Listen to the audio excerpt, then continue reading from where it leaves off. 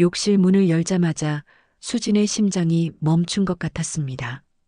7살 준서가 욕조에 얼굴을 담그고 있었어요. 움직임이 없었죠. 준서야. 수진은 달려가 아이를 끌어냈습니다. 준서의 얼굴은 창백했고 눈은 감겨 있었어요. 다행히 아이는 기침을 하며 눈을 떴죠. 하지만 그 눈빛은 텅 비어 있었습니다. 구급차가 도착했어요. 병원 복도에서 수진은 주저앉았죠. 9살 지은이가 엄마 옆에서 동생 손을 꼭 잡았습니다. 의사가 말했어요. 아이가 심각한 심리적 문제를 겪고 있다고, 전문 상담이 필요하다고. 수진은 고개를 떨구었습니다. 혼자서 두 아이 키우는 것도 벅찬데 그녀의 머릿속에 한 사람이 떠올랐어요. 7년 동안 단 한 번도 연락하지 않았던 그 사람. 아이들의 아빠. 대체 7살 아이에게 무슨 일이 있었던 걸까요? 엄마는 왜 혼자 아이들을 키워야 했을까요? 그리고 아빠는 어디 있었던 걸까요? 이 이야기가 궁금하시다면 구독 버튼을 눌러주세요. 평범해 보이는 사람들의 숨겨진 진실을 전해드립니다. 이야기는 7년 전으로 되돌아갑니다. 법원 앞이었어요. 민우와 수진은 이혼 서류에 도장을 찍었죠. 2살 준서를 아는 수진의 눈에는 눈물이 없었습니다. 그저 차가운 시선뿐. 당신과는 더 이상 함께할 수 없어요. 민우는 아무 말도 못했어요. 4살 지은이가 아빠 다리를 붙잡았지만 민우는 아이 손을 떼어냈죠. 미안해. 그것이 마지막 말이었습니다. 7년이 흘렀습니다. 민우는 40대 초반의 평범한 회사원이었어요. 아니, 초라했죠. 역 근처 오래된 건물 2층 원룸. 5평 남짓한 방에 작은 책상과 낡은 침대가 전부였습니다. 월요일 아침 6시 반. 알람 소리에 민우는 눈을 떴어요. 거울 속 얼굴은 피곤해 보였죠. 회사는 지하철로 50분 거리. 중소기업 격리부서에서 5년째 일하고 있었습니다. 민우 씨, 보고서 아직이에요? 팀장의 날카로운 목소리. 민우는 고개를 숙였어요. 죄송합니다. 오늘 중으로 드리겠습니다. 점심시간 구내식당 구석 자리. 복도에서 속삭임이 들렸죠. 저 사람? 이혼남이잖아. 애들도 안 만난대. 양육비도 안 준다던데. 민우는 듣지 못한 척했습니다. 퇴근 후 편의점에서 컵라면 2개와 삼각김밥 하나를 샀어요. 원룸으로 돌아와 스마트폰을 꺼냈죠. 은행 앱을 열었습니다. 통장 잔액 12만 원. 월급날까지 2, 3일 남았는데 벌써 바닥. 민우는 송금 메뉴를 눌렀어요. 수신자 김수진. 송금액 80만 원. 확인 버튼을 누르기 전 잠시 망설였죠. 남는 돈은 32만 원. 월세 30만 원 내면 2만 원으로 보름을 버텨야 했습니다. 하지만 민우는 확인을 눌렀어요. 송금 완료.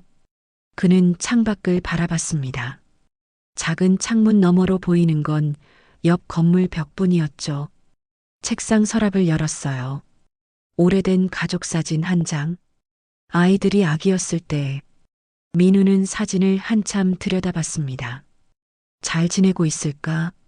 사진을 다시 넣고 컵라면에 뜨거운 물을 부었어요. 이것이 민우의 하루였습니다. 7년 동안 매일. 주변 사람들은 그를 무책임한 아빠라고 수군댔어요. 가족을 버린 남자라고 손가락질했죠.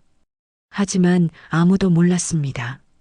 민우가 매달 빠짐없이 돈을 보낸다는 것을, 그 돈이 월급 대부분이라는 것을, 그리고 그 돈을 만들기 위해 그가 무엇을 하는지도.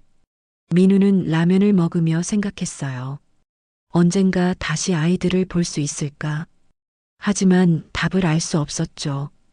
그저 매일을 버텨낼 뿐. 원룸 창문으로 밤하늘이 보였습니다. 별은 보이지 않았어요. 도시 불빛이 너무 밝아서 민우는 라면, 국물을 마지막까지 마시고 침대에 누웠죠. 내일도 똑같을 겁니다. 잔소리 듣고 수군거림 외면하고 컵라면 사고. 하지만 민우는 몰랐어요. 머지않아 전화기가 울릴 거라는 것을. 7년 만에 처음으로 수진에게서 전화가 올 거라는 것을. 그리고 그 전화 한 통이 모든 걸 바꿔놓을 거라는 것을. 토요일 오후였습니다. 민우는 집 근처 대형마트에 갔어요. 장을 보러 간 게 아니었죠. 그저 시간을 보내려고. 빈 원룸에 혼자 있으면 생각이 너무 많아졌으니까. 마트 입구를 지나 식품 코너로 향했습니다. 컵라면 코너 앞에서 멈췄어요. 어떤 걸 살까 고민하던 중이었죠. 그때 익숙한 목소리가 들렸습니다. 지은아, 카트 천천히 밀어. 민우의 심장이 멈췄어요. 그 목소리, 7년 동안 꿈에서만 들었던 목소리. 천천히 고개를 돌렸습니다. 5미터쯤 떨어진 곳에 수진이 있었어요. 카트를 밀고 있었고 옆에는 지은이가 걸어가고 있었죠. 수진의 등에는 준서가 엎여 있었습니다. 민우는 황급히 진열대 뒤로 몸을 숨겼어요. 심장이 미친 듯이 뛰었죠. 살짝 고개를 내밀어 그들을 바라봤습니다. 지은이가 많이 컸어요. 이제 9살. 엄마를 닮아 또렷한 이목구비. 하지만 얼굴에는 아이답지 않은 피곤함이 묻어 있었죠. 준서는 엄마 등에 엎여 졸고 있었습니다. 작은 손이 엄마 어깨를 감싸고 있었어요. 수지는 야채를 고르고 있었죠. 가격표를 유심히 보더니 더 싼 것을 집어들었습니다. 그녀의 옷은 낡았고 머리는 대충 묶여 있었어요. 민우의 가슴이 아팠습니다. 수진이 정육 코너로 향했어요. 민우도 조심스럽게 따라갔죠. 진열대 사이로 숨어서 엄마, 고기 사요. 지은이가 말했습니다. 수지는 잠시 멈췄어요. 가격표를 보더니 고개를 저었죠. 다음에 사자. 오늘은 계란이랑 두부 사는 걸로. 지은이는 아무 말도 하지 않았습니다. 그저 고개만 끄덕였어요. 9살 아이가 보이기엔 너무 의젓한 모습이었죠. 그들은 장난감 코너를 지나갔습니다. 준서가 눈을 떴어요. 로봇 장난감을 보더니 눈이 반짝였죠. 엄마, 저거. 수지는 재빨리 대답했습니다. 준서야, 오늘은 안 돼. 다음에 사줄게. 준서의 눈에 눈물이 고였어요. 하지만 울지는 않았죠. 지은이가 동생 손을 잡았습니다. 준서야, 괜찮아. 우리 저번에 공 샀잖아. 그거 가지고 놀자. 민우는 진열대 뒤에서 주먹을 쥐었어요. 가슴이 찢어지는 것 같았죠. 저 장난감 가격은 29,000원. 자신의 지갑에도 그 정도는 있었습니다. 달려가서 사주고 싶었어요. 아이를 안아주고 싶었죠. 하지만 발이 떨어지지 않았습니다. 자신이 나타나면 어떻게 될까? 수지는 자신을 어떻게 볼까? 아이들은 자신을 알아보기나 할까? 수진 일행은 계산대로 향했어요. 민우는 멀찍이 따라갔죠. 계산원이 금액을 말했습니다. 수지는 지갑을 뒤적였어요. 카드를 꺼내려다 멈췄죠. 그리고 현금을 꺼냈습니다. 1,000원짜리 몇 장과 동전들. 민우는 알았어요. 카드 한도가 찼다는 것을. 수지는 장을 담은 비닐봉지를 들었습니다. 준서를 다시 업었어요. 지은이가 엄마 손을 잡았죠. 엄마, 내가 들어줄까? 아니야. 엄마가 들게. 그들은 마트를 나갔습니다. 민우는 계산대 근처에서 그들의 뒷모습을 바라봤어요. 수진의 어깨가 축 처져 있었죠. 준서를 업고 봉지를 들고 걷는 모습이 힘들어 보였습니다. 지은이는 엄마 걸음에 맞춰 천천히 걸었어요. 민우는 그 자리에 서서 한참을 서 있었습니다. 왜 다가가지 못했을까? 왜 아이들을 안아주지 못했을까? 왜 수진에게 말 한마디 건네지 못했을까? 그는 장난감 코너로 갔어요. 준서가 보던 로봇 장난감을 집어들었죠. 가격표를 봤습니다. 29,000원. 민우는 그것을 계산했어요. 그리고 마트를 나와 쓰레기통에 버렸죠. 자신에게는 그것을 줄 자격이 없다고 생각했습니다. 민우는 원룸으로 돌아왔어요. 침대에 누워 천장을 바라봤죠. 아이들의 얼굴이 눈앞에 어른거렸습니다. 지은이의 피곤한 표정, 준서의 눈물, 수진의 축 처진 어깨, 모두 자신 때문이라고 생각했어요. 하지만 민우는 몰랐습니다. 머지않아 수진에게서 전화가 올 거라는 것을, 그리고 그 전화가 모든 것을 바꿔놓을 거라는 것을. 그로부터 사흘 후였습니다. 병원 상담실에서 수진은 의사 맞은편에 앉아 있었어요. 준서는 대기실에서 지은이와 함께 있었죠. 의사가 서류를 보며 말했습니다. 준서 어머니, 검사 결과가 나왔습니다. 아이가 심각한 선택적 한묵증을 보이고 있어요. 집에서는 말을 하나요? 거의 안 해요. 누나하고만 조금. 의사는 고개를 끄덕였어요. 욕조 사건 이후 더 심해진 것 같네요. 전문적인 아동심리 상담이 필요합니다. 최소 석 달은 받아야 해요. 수진의 얼굴이 창백해졌죠. 상담 비용이 얼마나 되나요? 한 회기에 10만 원입니다. 주 2회씩 받아야 하니까 한 달에 80만 원 정도 예상하시면 됩니다. 수진은 입술을 깨물었어요. 80만 원. 자신의 한 달 월급이 150만 원이었죠.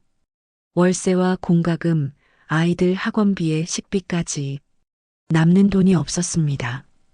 혹시 더 저렴한 곳은 없나요? 의사는 난처한 표정을 지었어요.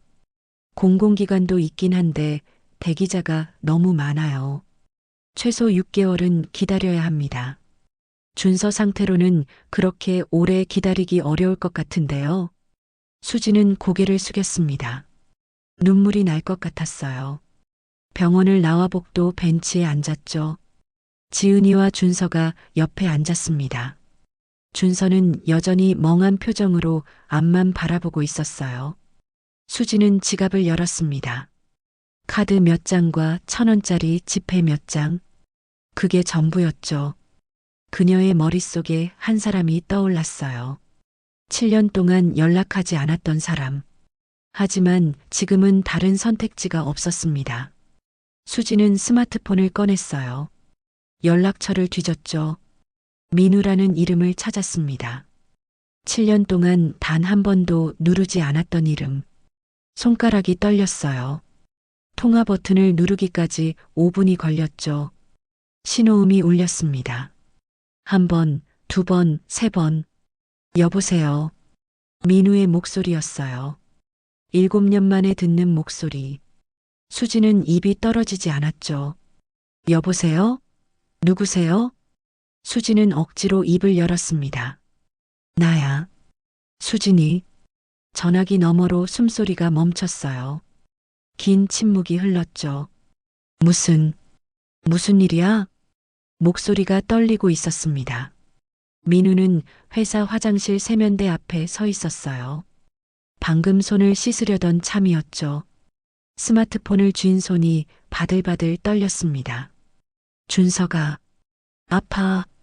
수진의 목소리는 차가웠어요. 하지만 그 안에 절박함이 섞여 있었죠. 뭐가 어떻게 설명하기 길어. 병원에 와줄 수 있어? 내일 오후 2시. 청솔병원. 민우는 대답하지 못했습니다. 심장이 터질 것 같았어요. 올 수 있어, 없어? 수진이 다그쳤죠. 민우는 거울 속 자신을 봤습니다. 창백한 얼굴, 떨리는 눈동자. 갈게, 꼭 갈게. 수지는 더 이상 말하지 않고 전화를 끊었어요. 민우는 세면대에 손을 짚고 고개를 숙였습니다. 숨이 가빠졌어요. 7년 만에 수진의 목소리를 들었죠. 준서가 아프다고 했습니다. 그는 천천히 숨을 고르며 거울을 다시 봤어요. 내일 만난다. 7년 만에 아이들을 본다. 두려웠습니다. 수진이 자신을 어떻게 볼까? 아이들은 자신을 기억이나 할까? 하지만 가야 했어요. 어떤 말을 들어도, 어떤 시선을 받아도 민우는 화장실을 나와 자리로 돌아갔습니다. 팀장이 뭐라고 말했지만 귀에 들어오지 않았어요. 그날 밤 민우는 잠을 이루지 못했죠. 천장을 보며 내일을 생각했습니다. 무슨 말을 해야 할까? 어떤 표정을 지어야 할까? 준서가 아프다고 했어요. 어디가 아픈 걸까? 자신이 도울 수 있는 게 있을까? 민우는 몰랐습니다. 내일 병원에서 자신의 모든 것이 드러날 거라는 것을, 7년 동안 숨겨왔던 것들이 하나씩 밝혀질 거라는 것을, 그리고 그것이 새로운 시작이 될 거라는 것도. 다음 날 오후 1시 40분, 민우는 청솔병원 앞에 서 있었어요. 20분이나 일찍 도착했죠. 떨리는 손으로 옷깃을 매만졌습니다. 오래된 정장이었지만 어젯밤 다림질을 했어요. 병원 로비로 들어갔습니다. 벤치에 앉아 시계를 봤어요. 아직 15분이 남았죠. 2시가 되었습니다. 입구 쪽에서 수진이 나타났어요. 지은이와 준서를 데리고. 민우는 자리에서 일어났죠. 다리가 후들거렸습니다. 수진이 민우를 봤어요. 그녀의 표정은 차가웠죠. 7년 전 이혼 법원에서 봤던 그 표정. 왔네요. 존댓말이었습니다. 민우는 고개를 숙였어요. 응, 왔어. 지은이가 민우를 올려다봤죠. 아이의 눈에는 낯선 사람을 보는 듯한 경계심이 있었습니다. 당연했어요. 7년. 지은이가 2살 때 헤어졌으니까. 준서는 수진 뒤에 숨었어요. 민우를 쳐다보지도 않았죠. 민우의 가슴이 찢어지는 것 같았습니다. 가죠. 수진은 앞장서서 걸었어요. 민우가 뒤따랐죠. 상담실 앞 대기실에 도착했습니다. 수진이 민우를 복도 구석으로 데려갔어요. 아이들과 떨어진 곳. 준서가 심리적 문제가 있대요.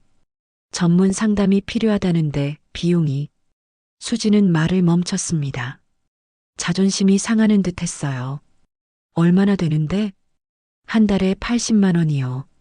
민우는 고개를 끄덕였죠. 알았어. 내가 낼게. 수진이 비웃듯 웃었습니다. 당신이 뭘로? 양육비도 제대로 안 보내면서.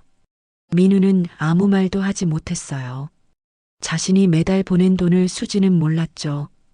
익명 계좌였으니까. 아무튼 그게 문제가 아니에요.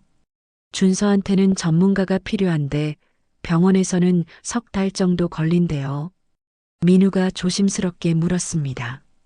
내가 준서 상담을 해도 될까? 수진의 눈이 커졌어요. 당신이 뭘 안다고? 목소리에 비웃음이 섞여 있었죠.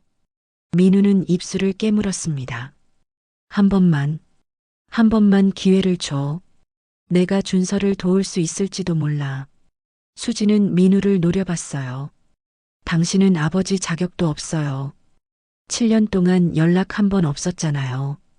아이들 생일에도 명절에도 아무것도 안 했으면서 이제 와서 도와주겠다고? 민우는 고개를 숙였습니다. 수진의 말이 모두 맞았어요. 미안해. 미안하다고 다 해요? 지은이가 아빠가 어디 있냐고 물을 때마다 뭐라고 대답해야 하는지 알아요? 준서가 유치원에서 아빠 없다고 놀림받을 때 얼마나 울었는지 알아요? 수진의 목소리가 떨렸죠. 민우는 주먹을 쥐었습니다. 정말 미안해. 하지만 지금 준서를 도울 수 있는 건 나밖에 없어. 왜요? 당신이 뭔데? 민우는 수진의 눈을 똑바로 봤어요. 제발, 한 번만 기회를 줘. 내가 준서를 도울 수 있어.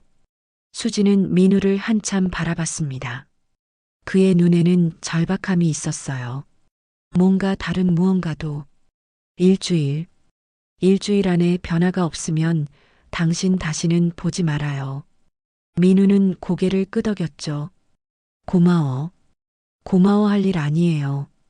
준서 때문이에요. 당신 때문이 아니라.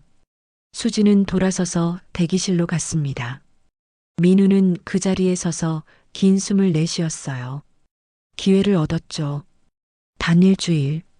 그 안에 준서를 도와야 했습니다. 하지만 민우는 알고 있었어요. 일주일이면 충분하다는 것을. 왜냐하면 자신은. 민우는 상담실 문을 바라봤습니다. 곧 그 안에서 준서를 만날 거예요. 7년 만에. 그리고 그때 모든 것이 드러날 겁니다. 자신이 누구였는지, 왜 떠나야 했는지, 그리고 7년 동안 무엇을 해왔는지. 민우는 주먹을 쥐고 상담실로 향했어요. 상담실 문이 열렸습니다. 민우가 먼저 들어갔어요. 작은 방, 책상, 소파, 그리고 벽면의 그림 도구들. 준서가 들어와 엄마 뒤로 숨었죠. 민우의 가슴이 아팠습니다. 자신의 아들이 자신을 두려워하고 있었으니까요. 민우는 준서 앞에 무릎을 꿇었어요. 준서야, 나 기억나니? 준서는 대답하지 않았습니다. 괜찮아. 대답 안 해도 돼. 민우는 그림 도구를 가져와 바닥에 앉았어요. 종이를 펼치고 그림을 그리기 시작했죠. 아저씨는 그림을 별로 못 그려. 준서가 슬쩍 고개를 돌렸어요. 그리고 파란 크레파스를 집었죠. 두 사람은 말없이 그림을 그렸습니다. 5분, 10분, 20분. 준서가 그림을 민우 쪽으로 밀었어요. 가족이었습니다. 엄마, 누나, 작은 아이. 그리고 아주 희미하게 그려진 한 사람. 이 사람은 누구야? 준서의 눈에 눈물이 고였어요. 이 사람이 보고 싶구나. 준서의 눈물이 뚝 떨어졌습니다. 울어도 괜찮아. 보고 싶으면 울어도 돼. 준서가 울기 시작했어요. 민우는 아이를 안았죠. 준서는 저항하지 않고 그저 울었습니다. 수지는 충격을 받았어요. 준서가 욕조 사건 이후 처음으로 감정을 드러내고 있었으니까요. 상담이 끝나고 복도로 나왔을 때 담당 의사가 기다리고 있었습니다. 선생님, 어디서 상담 공부하셨어요? 방금 그 접근법은. 수진이 끼어들었어요. 무슨 말씀이세요? 아, 몰랐어요? 이분 전문가시잖아요. 비지시적 놀이치료 기법을 완벽하게. 수진이 민우를 돌아봤습니다. 당신이 전문가라고요? 의사가 계속 말했어요. 혹시 김민우 박사님 아니세요? 10년 전 아동심리학회에서 젊은 학자상 받으신. 수진의 입이 벌어졌습니다. 박사? 당신이? 민우는 고개를 숙였어요. 수진이 민우의 팔을 잡았습니다. 당장 설명해요. 당신 대체 누구예요? 나 예전에 아동심리 상담사였어. 대학병원에서. 그럼 왜 이혼할 때 아무 말도 안 했어요? 왜 지금까지 숨긴 거예요? 민우는 대답할 수 없었습니다. 그 이유를 말하려면 더 많은 진실을 꺼내야 했으니까요. 상담이 끝난 후였습니다. 수지는 민우를 복도 끝으로 끌고 갔어요. 아이들이 들을 수 없는 곳. 설명해요. 지금 당장. 수진의 목소리는 떨리고 있었죠. 당신이 박사였다고요? 유명한 아동심리학자였다고? 그럼 대체 왜? 민우는 벽에 등을 기댔습니다. 말했잖아. 예전에 그 일을 했었다고. 예전이 아니잖아요. 수진이 소리를 높였어요. 10년 전까지 대학병원 정교수였다는 거잖아요. 책도 냈고 상도 받고. 그런 사람이 왜 우리 결혼할 때 아무 말도 안 했어요? 왜 이혼할 때도 숨겼어요? 민우는 대답하지 못했죠. 그때 누군가 다가왔습니다. 40대 남자. 민우를 보더니 얼굴이 환해졌어요. 민우 형? 민우가 고개를 돌렸습니다. 태수야. 태수였어요. 민우의 직장 동료. 아니, 유일한 친구. 여기는 왜? 아, 혹시 준서 상담하러? 태수가 수진을 봤죠. 그리고 상황을 파악한 듯 표정이 굳었습니다. 형수님, 오래간만입니다. 수진이 태수를 봤어요.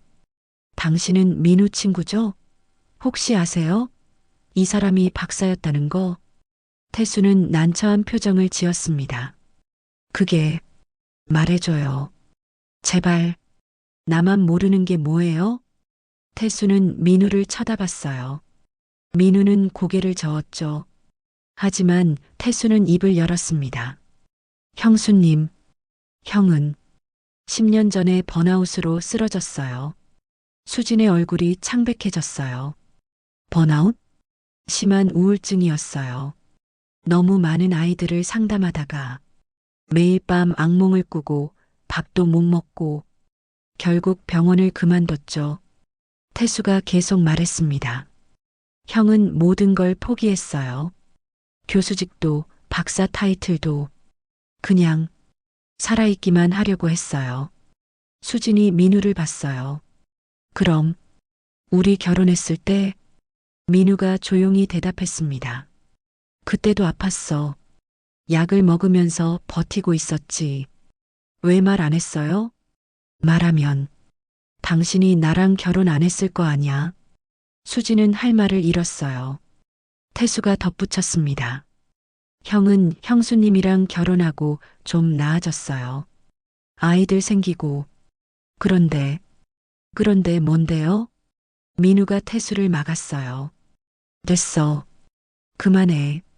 하지만 태수는 계속했죠. 7년 전쯤 다시 심해졌어요. 밤마다 비명 지르고 아이들한테 소리 지르고 형은 자기가 가족을 해치고 있다고 생각했어요. 수진의 눈에 눈물이 고였습니다. 그래서 떠난 거예요? 민우가 고개를 끄덕였어요. 내가 있으면 너랑 아이들이 불행할 것 같았어. 매일 짜증내고 화내고 준서가 울어도 안아주지 못하고 지은이가 말 걸어도 대답도 안 하고 민우의 목소리가 떨렸죠. 차라리 없는 아빠가 나을 것 같았어. 나쁜 아빠보다는.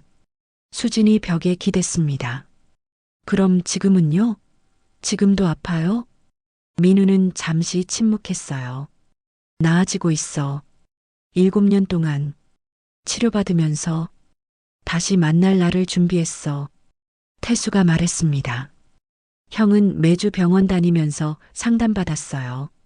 약도 먹고, 그리고 편의점에서 야간 아르바이트 하면서 돈 모았죠. 수진이 고개를 들었어요. 편의점? 무슨 소리예요? 태수가 스마트폰을 꺼냈습니다. 사진 한 장을 보여줬어요. 편의점 유니폼을 입은 민우의 사진이었어요. 새벽 2시, 카메라를 향해 억지로 웃고 있는 모습. 형은 낮에 회사 다니고 밤에 편의점에서 일해요. 11시부터 새벽 5시까지. 일주일에 5번. 수진의 손이 떨렸죠. 왜요? 왜 그렇게까지? 민우가 조용히 말했습니다. 너한테 돈 보내야 했으니까. 아이들 키우는데 쓰라고. 수진이 민우를 똑바로 봤어요. 익명 계좌. 그게 당신이었어요? 민우는 대답하지 않았습니다. 하지만 침묵이 답이었죠. 수진은 그 자리에 주저앉았어요. 7년 동안 매달 들어오던 그 돈. 발신자를 알 수 없었던 그 돈. 그게 민우였다니. 왜 말 안 했어요? 왜 이름을 숨긴 거예요? 민우가 무릎을 꿇고 수진과 눈을 맞췄습니다. 말하면 너한테 짐이 될 것 같았어. 그냥 멀리서 지켜보고 싶었어. 수진은 울었어요. 7년 동안 쌓인 오해가 무너지고 있었습니다. 하지만 아직 모든 진실이 드러난 건 아니었어요. 더 큰 이야기가 남아 있었죠. 수진은 복도 벤치에 앉아 있었어요. 민우가 옆에 앉았죠. 편의점 아르바이트. 언제부터요? 이혼하고 한 달 뒤부터. 7년 가까이. 수진이 계산을 해봤어요. 일주일에 5번, 하루 6시간, 낮에 회사 다니고 밤에 6시간, 언제 자요? 서너 시간. 7년 동안. 민우는 고개를 끄덕였습니다. 너한테 보낼 돈이 필요했으니까. 매달 80만 원. 당신 월급이 130만 원이면 50만 원 남아. 월세 30만 원 내면 20만 원. 수지는 숨이 막혔어요. 20만 원으로 어떻게 살아요? 편의점 유통기한 임박한 도시락 먹고, 옷 안 사고, 걸어 다니고. 민우가 쓸쓸하게 웃었죠. 혼자 살면 돈 안 들더라. 수진의 눈에서 눈물이 흘렀습니다. 태수가 스마트폰을 꺼냈어요. 영상 하나를 재생했죠. 편의점 CCTV. 새벽 3시. 민우가 카운터에서 고개를 떨구고 있었어요. 서서 조는 거였죠. 매일 이래요. 앉으면 깊이 잠들까봐 서서 자요. 태수가 계속 말했습니다. 작년 겨울엔 길에서 쓰러졌어요. 과로로. 병원 입원하래도 거부했죠. 아르바이트 못하니까. 수지는 영상을 보며 울었어요. 왜요? 왜 그렇게까지? 민우가 조용히 말했습니다. 내 잘못이니까. 내가 아파서 가족 못 지킨 게. 아픈 게 무슨 잘못이에요. 내게는 잘못이었어. 민우의 목소리는 담담했죠. 나는 아동심리학자였어. 아이들 마음을 치료하는 사람. 그런데 내 아이들한테는 아무것도 못 해줬지. 준서 울어도 안아주지 못하고, 지은이 그림도 안 보고. 민우가 주먹을 쥐었어요. 그게 싫었어. 그래서 떠난 거야. 너희가 좋은 아빠 만나길 바랐어. 수진이 민우의 손을 잡았습니다. 당신은 망가진 게 아니에요. 아팠던 거예요. 민우는 고개를 돌렸어요. 눈물을 보이기 싫었던 거죠. 나는 7년 동안 당신을 원망했어요. 근데 당신은 단 하루도 우리를 잊은 적이 없었네요. 수진의 목소리가 떨렸습니다. 미안해. 정말 미안해. 사과할 필요 없어요. 당신 잘못이 아니니까. 수진이 민우를 안았습니다. 7년 만에 처음. 두 사람은 복도에서 한참을 울었어요. 얼마나 지났을까? 수진이 말했어요. 이번 주말. 준서 유치원 운동회예요. 민우가 고개를 들었습니다. 나도. 가도 돼? 당연하죠. 준서 아빠인데. 민우의 얼굴에 미소가 번졌어요. 7년 만에 처음으로 진짜 웃는 얼굴이었죠. 드디어 모든 진실이 드러났습니다. 이제 남은 건 다시 시작하는 것뿐이었어요. 토요일 오후였습니다. 유치원 운동장에는 부모들과 아이들로 가득했어요. 준서 유치원 가을 운동회. 민우는 운동장 한쪽 구석에 서 있었죠. 멀리서만 지켜보려고 했습니다. 수진이 초대했지만 아직 용기가 나지 않았어요. 운동회가 시작되었습니다. 달리기, 줄넘기, 공 던지기. 아이들의 웃음소리가 운동장을 가득 채웠어요. 그리고 마지막 프로그램이 시작되었죠. 이제 아빠 손잡기 시간입니다. 사회자의 목소리가 울렸습니다. 아이들이 아빠 손을 잡고 운동장에 섰어요. 준서는 혼자 서 있었습니다. 민우의 가슴이 찢어지는 것 같았어요. 7살 아들이 다른 아이들처럼 아빠 손을 잡지 못하고 있었죠. 관중석에 앉아있던 수진이 준서에게 다가갔어요. 뭔가를 속삭였죠. 준서가 고개를 들었습니다. 수진이 손으로 어디를 가리켰어요. 준서가 그쪽을 봤습니다. 민우가 서 있는 곳. 민우와 준서의 눈이 마주쳤어요. 준서는 잠시 망설이더니 천천히 걷기 시작했습니다. 민우를 향해. 민우의 눈에 눈물이 고였어요. 준서가 민우 앞에 섰죠. 작은 손을 내밀었습니다. 아저씨. 아니, 아빠. 준서가 말했어요. 욕조 사건 이후 처음으로 하는 말이었죠. 민우는 무릎을 꿇고 앉았습니다. 준서와 눈높이를 맞췄어요. 준서야. 민우의 목소리가 떨렸죠. 아빠, 미안해. 정말 미안해. 준서가 민우를 안았습니다. 작은 팔로 아빠 목을 감싸 안았어요. 보고 싶었어요. 아빠, 민우는 더 이상 참을 수 없었어요. 준서를 꽉 안고 울었죠. 나도 정말 보고 싶었어.